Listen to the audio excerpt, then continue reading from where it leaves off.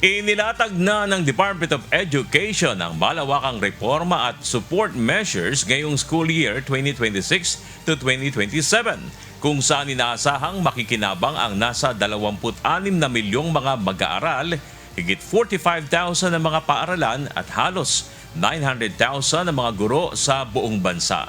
Batay sa inilabas na alituntunin ng DepEd para sa 3-term school calendar, nakapaloob ang learning continuity in emergencies, binagong lesson planning and learning design, pati na ang updated assessment at grading policy.